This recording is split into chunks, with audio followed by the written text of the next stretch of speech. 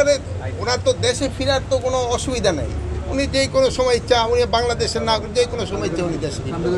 ওনারা যেই সময় উনি নিজেরে যেই সময় উনি মনে করবেন উনি সেই সময় দেশে ফিরবেন। মাননীয় উপদেষ্টা, খুশির ব্যাপারে বাংলাদেশের আপত্তি থাকার পরেও ধারাবাহিকভাবে ভারত আমরা এই ব্যাপারে ফরেন মিনিস্ট্রিতে লিখছি, ফরেন মিনিস্ট্রি ফরেন অ্যাডভাইজারও আপনাদের বলছে, তারাও কিন্তু তাদের চিঠি দিছে যে আমাদের বাংলাদেশি নাগরিক যদি ওই অগদেশে থাকে আমরা অবশ্যই নিব, কিন্তু তারা একটা প্রপার চ্যানেলে আসতে হবে। নিয়ম হলো প্রপার চ্যানেলে। ওনারা করে নাকি এটা ফলো না করে এই জঙ্গলে রাস্তা দেখি জায়গায় না ওই সব জায়গায় গিয়ে করে, এটা একটু অমানবিক।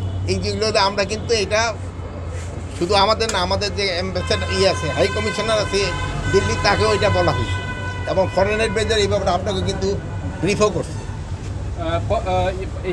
যে আমাকে যেই সব ইগুলি আছে তাদের সবার ক্ষেত্রে একটু টেস্ট করা হচ্ছে। যেমন আমরা কিন্তু এখন এয়ারপোর্ট, তারপরে ল্যান্ড পোর্ট, এইগুলি ক্ষেত্রেও কিন্তু একটু সচেতনতা বৃদ্ধি করার জন্য বলা হয়েছে। এই জন্য আগে কিন্তু নিজেকে আপনাকে সচেতন হইতে হবে। আপনারা তাও সম্বন্ধে জিজ্ঞেস করতেছেন, কিন্তু আপনারা কেউই নিজেরা মাস্ক করেন নেই, অন্যেরা বলতেছেন, আপনারা নিজেরা বলবেন, অন্যেরও বলবেন।